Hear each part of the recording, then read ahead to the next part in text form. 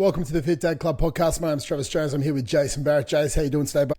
Doing well. It's currently midday for me. I've been up for 5.5 hours already. Wait, is that even right? 1, 2, 3, 4, 5. Yep. No. Yes, it's like 7.5 hours or something like that. Yeah. Amy woke up at 4:30. That's all I'm trying to say. But otherwise, I'm doing good. But I did notice that with a poor night's sleep and an early night's sleep yesterday, my weigh-in this morning, it did go up.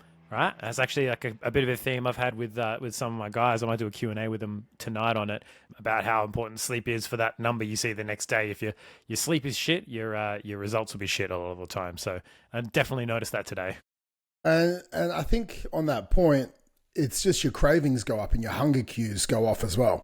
Yeah, like I every time I've woken up early because of Henry's gotten up or Amy's gotten up, I've been fucking starving. And normally I'd sleep through that early morning cue. But because I didn't, it's like, oh shit, I'm really hungry. So I have to have one of those little Carmen's. They're not the best. They're not great. The Carmen's protein bars, just because they go on sale. By protein bar, I mean they have 10 grams of protein in them. It's actually, I had this conversation with one of my guys who had some protein pancakes, but they're like Paul's brand, like the actual shaker pancakes. Like protein is like 10 grams of protein, 70 grams of carbs. I'm like, bro, those are pancakes with like 4 more grams of protein in them than normal ones. So my advice today is not to buy into anything that says it's protein. This is why reading the label is so fucking important. That might be my thing tonight, reading the fucking label. I've had a good week. I have been also waking up early because of daylight savings over on the eastern side of Australia.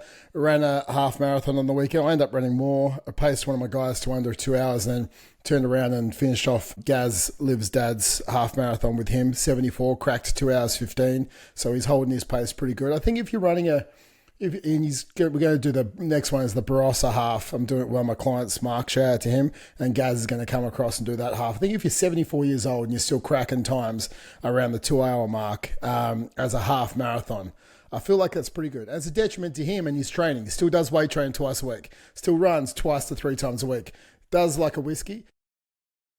But I think if you look at it, your health is a choice, guys. And I think also I talked to him a lot about what we're talking about today as far as not letting the weekends break your cycle as well. And we're talking about today food guilt and the weekend spiral, how there's like a bit of a binge-restrict kind of mentality around it as well, how you can have some of the foods you love if you plan it. So the first thing I did want to talk about today, Jace, is this binge regret cycle and why it happens and how to fix it. See, the typical week for most guys, before they come on with us, and even at the start, as we're trying to educate them, is they eat clean all week. And when they say they eat clean is they restrict themselves quite heavily. They'll eat, chicken and broccoli and rabbit food. And they're like, oh, I'm eating so healthy. And then by the time the weekend happens, because they feel like there is good and bad foods, okay, they think they've done such a great week and they've been using willpower so much all week and their willpower tank really is empty. And when, just like Frank the Tank, for anyone who's in their 40s, you would have remembered Frank the Tank, that you could be him right now. Who knows? I think they came out 20 years ago and now you could be the Frank the Tank. When it hits your lips, you just can't stop. So it's like when the food hits your lips, you just can't stop. And then Friday you eat some pizza and Saturday you have a KFC bucket and you have a big breakfast and you have a couple of bottles of wine or whiskeys or beers or a carton of beer on the weekends. And you're like, I'm going to start again on Monday. And then you get so upset with yourself because like, look, I did so well for 4 of the days of the week. Why aren't I getting results? And you kind of regret the weekend, but you don't. And you just think that you're destined for failure with weight loss, and you start to say, oh, maybe I'm just getting too old, or maybe my metabolism's slow. Your metabolism actually doesn't slow down till you're 60, so that's actually a lot of shit. And you're not big boned. We all have the same type of bones, so that's kind of full of shit as well. Like the real issue is you're not just failing on the weekends, you're setting yourself up with a mindset issue all week long, and I think that's the problem. It's so it's probably the biggest thing that stops guys from getting results long term is they get so focused on the shit that went wrong. They get so they fail to plan, and as a result, they plan to fail. Their weekends are unstructured. The week is generally really structured. You've got work, you've got daycare, you've got drop-offs, you've got pickups, you've got school, you've got everything is nice and ordered, usually by your wife, but everything is nice and ordered, and everything's set at certain times. all well and good. But the issue comes when you've got too much free time. It's like idle hands are the devil's playthings, and idle mouth means you're going to get fat, right? Just give your wife a kiss. Use your mouth for something good, right? I'm glad we went PG with that.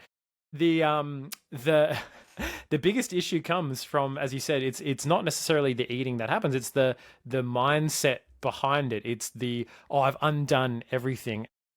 You are far more likely to put on weight when you chronically, consistently, slightly overeat than if you every now and again have a bigger binge. First, you want to understand why you're binging in the first place. Is it because as Trav's saying, you feel restricted? You've been eating clean. You've been eating chicken breast and broccoli and rice. I eat so clean all the time, but I don't know why I can't lose weight. And then it's like you get to the weekend, as Trav said, it blows out. And then you label foods as good and bad. And this is probably the big thing that starts the kind of regret cycle. You binge eat on food because it is forbidden, right? Think about forbidden fruit. As soon as God said to Adam and Eve, hey, this is the Garden of Eden, but see that tree there?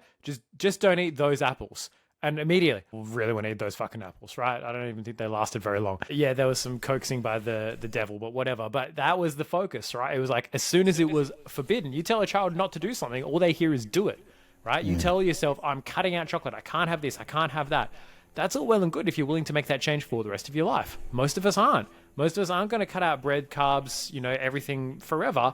We're going to introduce them back in. So you need to know how to do it and not see them as bad foods. Like there's no such thing as good and bad foods. There's only foods that are, serving a purpose and serving your end goals, or they're not.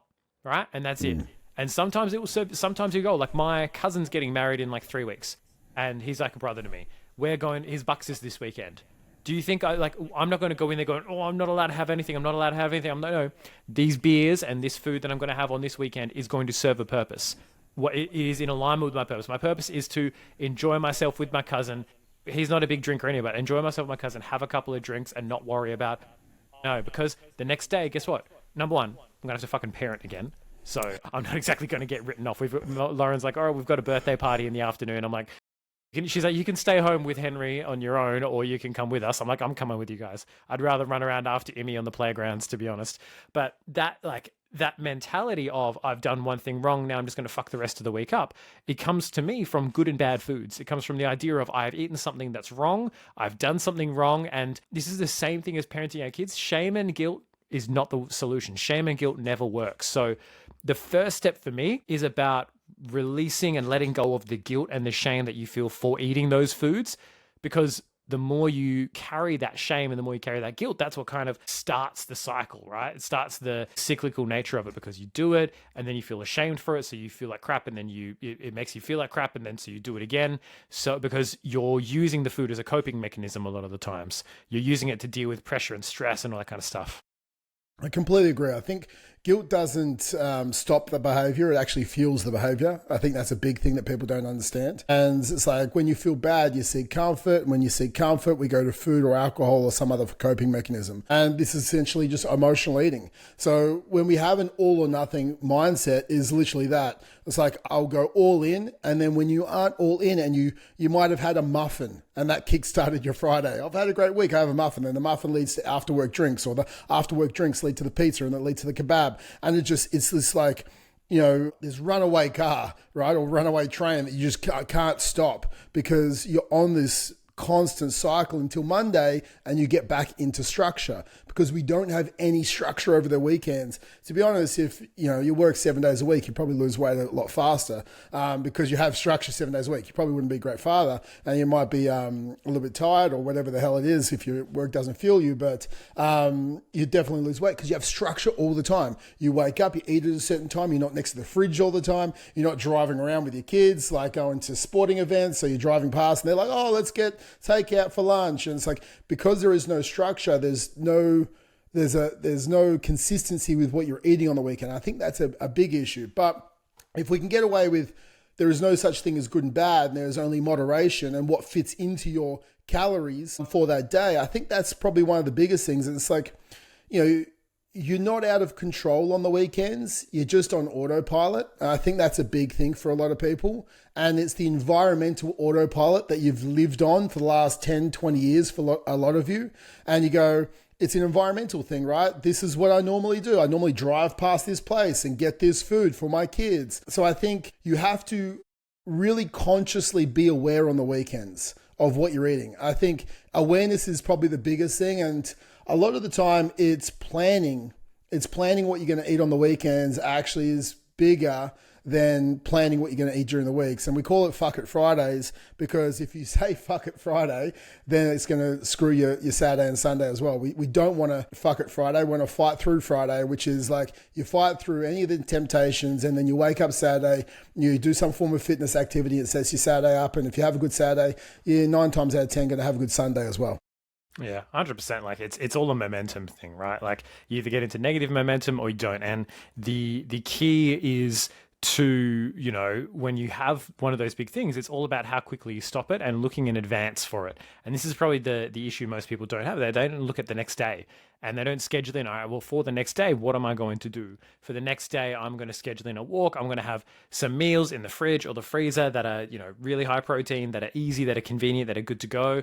Like most people don't have those things. And the problem, I think, like from like a bigger picture, like societal perspective, is people link drinking and eating with being social. They link drinking and eating with like, this is what I have to do. We're going to have some friends around for dinner and drinks, and that's what we're going to do. It's like, well, I mean, if you didn't talk to them at all, would it still be that good of a social occasion? Well, no, right? If you were just sat there and ate and drank, and that was all that you did, well, no, it just helps. Yes, it helps with social lubrication, it helps people unwind, whatever, but the food and the drink shouldn't be the focus. The focus should be, well, seeing your friends and doing things that are fun and relaxing. It's not like the food and drink is just a part of that. So it doesn't have to be the be all and end all. And a lot of people feel judged. They go, oh, but what if someone judges me for, you know, not having a beer or not having a, you know, the pizza or the burger, or just telling me to, oh, just let it go. It's just one night. But guess what? Just one night, just one day, just one event happens all the fucking time. This is the problem, I think, sometimes as well. People justify it. They go, oh, I'll be able to, I could do it once. I'll just friggin', I'll be good after this weekend. Well, guess what? It's Easter in a week and a half's time. Yeah, what do you exactly. go, like, you go, oh, no, it's just Easter, so I'll just do this. Oh, now it's, you know, winter and we've got our, you know, wedding anniversaries in winter, so we're going to have this and whatever. Like there's always going to be an excuse, a reason to sort of get into it and create a thing. And it's not too bad if it's just one meal or one day where you're over and then you spend 3-4 weeks solid. Like one day a month, not going to be an issue. But it's when it's every other week and it takes you 3-4 days to get back into it, that that mindset that you're taking into the weekend of like, you know, oh, I've fucked it and now I'm just going to blow out the rest of it. I'll start again on Monday. Like Monday doesn't need to be a fresh start. You can start again immediately after the meal. You can start again the next day. Like it doesn't have to be I'll wait until X to get started, because all you've got to do is, honestly, for most people, you just got to do less. Just go, all right, tomorrow's going to be, I had a big day. Tomorrow's going to be a fasting day. I'm just going to have dinner, and dinner's going to be a steak and veggies. Cook yourself a nice bit, get yourself a nice porterhouse, you know, treat yourself. You'll save money overall because you didn't spend $30 on a Macca's meal. You can spend $30 on a nice steak, get some fucking broccoli, roast that in the oven, boom, done. That's dinner. There's your go-to hack. Go for a walk in the morning, drink like 3 liters of water, have your black coffee, and have a steak and roasted broccoli for dinner. That's your post-binge, that's your go-to plan. And this is it. Like, people need to have go-to plans, but they don't. It's not about being disciplined and really strict going into the weekend. It's about your mindset around food and your mindset around one meal has fallen off the wagon. It takes 7,700 calories for you to gain a kilo of fat. You're not fucking overeating that in a night. And even if you are, your body's not going to know what to do with it. It could probably digest, like, I think I've seen from like 4,000 to 6,000 calories is where it can reasonably actually digest and store and use all of that energy in the day, and store it away as fat or whatever. You're not going to be gaining a kilo in a night. Like because I looked it up. I'm eating about 300 calories every now and again, 300 calories over my my goal. If I do that every single day, that's 2,100 calories over the week. That is an extra, like when you break it down, that's an extra 250 to 300 grams of fat I would gain per week, because I'm already eating in like a little bit of a surplus. So now I'm like, all right, I know with the numbers, I need to rein that in. Otherwise, I'm literally just going to be gaining that extra bit of fat. It's comforting to know the numbers, because you're like, oh, I overate by 2,000 or by 1,000 calories one day. Well, that's like a fucking 100 grams of fat. That's nothing. Nothing. Right? So don't have the mindset of, oh, I've now failed. And because it's like that failure and then that loop of I'm beating myself up about it now, that just continues to spiral. I agree, mate. And I think a lot of the reason that people blow it on the weekends because they mentally check out. And it's like, I want to my Monday to Friday. It's my relaxed time. I don't want to think about things. It's like at the end of the day, we want to, if you can't think about things on the weekend, then think about it during the week and actually plan your weekends and plan your social events. And that's going to help you not sabotage your fat loss, right? So we want to look at, okay, well, if I have a social event on Saturday or on Sunday, and I'm going to go out to a barbecue, I'm going to have a couple of drinks, and know it on Monday. Then cut back 200 calories a day, Monday to Friday. You save 1,000 calories in the bank, and you've got an extra 1,000 calories on the Saturday to have a couple of drinks, have a burger, or have whatever you want, but you've planned for it, so you haven't blown it, and you didn't mentally check out because you're going into it with a solid plan to execute your fat loss. And have high protein meals around that. Cut the carbohydrates a little bit. Protein's more satiating. You can eat a bit more of it. It's going to keep you fuller for longer. So go into that. Have rules about when you go out. I'm going to have 2 drinks or 3 drinks and that's it. Or I'm going to take chicken sausages to the barbecue because we know they're like a third of the calories and you can have 3 sausages for 1 beef sausage. If you're like, oh, chicken sausages taste like crap, just don't eat sausages then. Yeah, that's too okay. Bad. Have some fucking kangaroo sausages. Yeah, exactly. That's your punishment for focusing on how good your food tastes when you're trying to lose weight. Get some sweet chili sauce on them. They're great.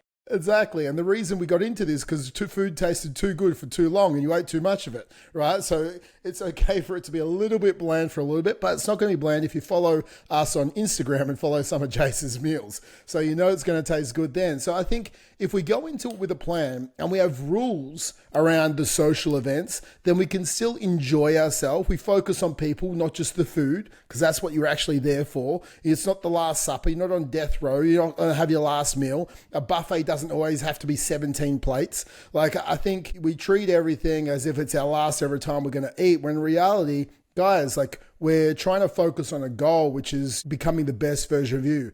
I think a big thing also is not to punish yourself the next day, right? Oh, I overate, because what's that? It's creating food guilt or regret. Now, yeah, if I had an extra 1,000 calories, okay, cool. I can take back tomorrow. And as Jay said, have some water, put some salt in it or electrolytes, fast throughout the day if you want to, get yourself straight back on track, have a big steak and veg dinner. And you're like, oh, but I'm going to be hungry. Yeah, you will. But you made the choice. You made the choice to be hungry. That's okay. And if we start to own it and we go, oh, I made this choice to be hungry because I chose not to be hungry last night and overindulge, then we're like, okay, it was a mental decision. I chose this. And guys, you're not going to starve to death, right? Like, there's people in concentration camps that didn't eat for longer than, 12 hours. Intermittent fasting or alternate day fasting or like 72-hour or 96-hour fasting is a thing now. So like, people do it all the time and they're just fine. So you'll be okay if you don't eat until, 3 o'clock or 5 o'clock at night time and have a big steak. So I think it's not catastrophizing the situation either, guys. You'll be okay. And I think then we just have to look at, it's like, what do you do after? Is you just like focus on having a great week. And if you did stuff up, go, why did I do it? How can I do it differently next time? So we reflect, we win, and we learn. That's the 2 things. One bad meal doesn't make you fat, and the same as one healthy meal or one meal inside your calories doesn't make you lean. It's the consistency over time that actually puts on the weight or makes you lose the weight. So I think the last thing I want to talk about this, mate, and we'll have this discussion, is like, food's not a reward or a punishment, right? We need to reframe our relationship, because a lot of the time it's like, I've had a hard week, so I'm going to reward myself with unhealthy food. I feel like that's like an oxymoron. Yeah, it's a funny, I don't know, human beings are funny like that, right? It's seeing, and to be fair to a lot of people, a lot of more recent food has been designed to be a reward mechanism, to decide to try and trigger those reward centers in your brain, right? And it's not, oh, it's just the sugar. No, because if you go, and I made this video once, if you go out and eat a fucking tablespoon of white sugar and you tell me, this is delicious, I want another one, you're bullshitting me, right? So it's not sugar that's addictive, it's all of the different, like the texture, the fat, the creamy, crunchy, nutty, chewy, all of the things that, these people go into to make food feel as good of a dopamine hit as possible. But you're not a dog, right? Food isn't a reward. And I know how the mentality can be. It's like, I've earned it. After a hard day, I've earned a beer, right? After a hard workout, I've earned it. I've worked really hard all week, so I deserve to let go a little bit. And I think, as you said, like, what people are really letting go of is that mental load and that thought. That's really what people are chasing. They're not looking for, I I want to eat this particular food, like this fucking ice cream sundae or whatever. It's not like I really want to eat that. It's I don't want to have to think about what my food is, so I'm just going to go with whatever the fuck I want, and then they regret it later. So, but the problem comes from seeing food as the reward, and it's not, again, it's not a reward. It's just this way of switching off and this way of going, I've got less responsibilities now. I can just have a glass of wine, have a couple of beers, and just lay back and just do nothing for a little bit. And that's what people associate, instead of being intentional with their time, instead of being intentional about, well, what rewards do I want? Like, and this is the same thing that we should use with kids. It's not like, oh, if you're good, we'll go get Macca's on the weekend if if you clean your room. It's like, well, no, well, what reward would the kid want? Do you want to go to the fucking jump trampoline park and do that? Do you want to go, to the zoo and do this? Like, what are the things that they want? And we lose that as we grow up. We lose that as adults. So you got to ask yourself, like, what are the actual rewards I do want for my achievements? If I have a hard week, what will actually help me feel better? Because when has binging ever helped me in the past? And that starts to break that mentality and that link between it being a reward and eating like bad food or whatever as a punishment. The punishment for eating bad, because the really reason that bad food is a punishment is because you never learn how to fucking cook. And that's what it's the punishment for, right? It's the punishment for you not investing the time in learning how to make food taste better without it being like, oh, I'm just going to slather it with butter and salt and oil and salt and sugar. That's the big thing. I agree, mate. I think we should try and start celebrating progress or celebrating great weeks with experiences, right? So I really like the idea of a 7-day streak, because that makes you get through the weekend. And generally when we get through one weekend, we get through the next week. And all of a sudden we're like 12 days in to like following our calories. And then if we get 12 days in, we generally can make it through the next weekend. So a lot of the time it's like breaking the cycle, and getting through the first 7-day streak is a great thing for us. Then we also have to understand it's like how we need to model healthy relationships with food, because our kids are watching. And I think it's just always remembering that we want to reframe these indulgences that we have. Like, it's okay to enjoy your food, but we have to do it mindfully, and we have to do it with intention. I'm doing this, I'm eating this, and we know why we're doing it, and we know the calories if we can, and we go in with a clear plan. And I think we just have to remember, guys, like, you get to make decisions on how you reward yourself. So just reward yourself with a better quality of experience or action than trying to make yourself feel absolutely sick with food. And if we do it long enough, then we flatline, and over the course of a month, we don't get results. And I think that's the biggest thing I want you to take out of today. So I want you to make sure you're planning for your social events. I want you to make sure you understand what you do after the blowout, if you do blow out, making sure you don't reward or punish yourself with food. Make sure we understand why we're blowing it, because it's a mindset problem, not a discipline problem. And it's just break the cycle. I think that's the biggest thing for us all to understand today, guys. 100%. It's you've got to start the day before, like you've got to start before the trigger, as with replacing any behavior or any challenge. It's like, take one step backwards, right? You don't stop it while you're in the middle of it, just like you don't try and teach a kid a lesson while they're in the middle of melting down, right? They're screaming and throwing a tantrum. They're not taking shit on board. So you've got to take yourself a step backwards out of that spiral and go, all right, before it happens, what can I do? Before I hit that point, and you've just got to be intentional about it. You've got to understand that, number one, it's ruining your results. And number two, it's not healthy for you mentally. Your kids are seeing that shit. You want to set the best example you can. And that starts with awareness, first of all. Awareness that you're even going through this cycle, awareness of the impact that it has on you, and awareness of how you can break it, and how food relationships can be different. We don't have to have you got to finish everything that's on your plate mentality that our parents and shit used to have too. You can break those cycles, and you can choose to do things differently, but you just need to know, all right, well, what is, like, labeling foods as good and bad, unhealthy, not going into the weekend without a plan, not very healthy, because especially if you'll end up YOLOing it. So if you have fat loss goals, you just got to be that bit more fucking intentional. You've got to be aware that, yep, my weekends might require a little bit more planning. Is that planning worth you losing 10, 20 kilos of fat? You need some help with that planning? Head to fit-dad.club, book in a call. We'll help you create a plan from where you are to where you want to be, taking into account these social situations. The half of what I do is reassuring the guys I speak to. It's like, cool, you did one day. As long as we get back into it, we're all good. By the end of the week, they've hit a new low. All right, they've hit a new low weight. It happens fucking week in, week out. So it is doable. It is manageable. If you need more help with it, let us know. But that's the kind of the focus we want you to take away. Awesome, guys. Until next week, that is the Fit Dad Club podcast, guys. Reach out to us, review us, share this podcast with a friend, and we'll be back next week to share more information on how you can be a fit dad. See you guys.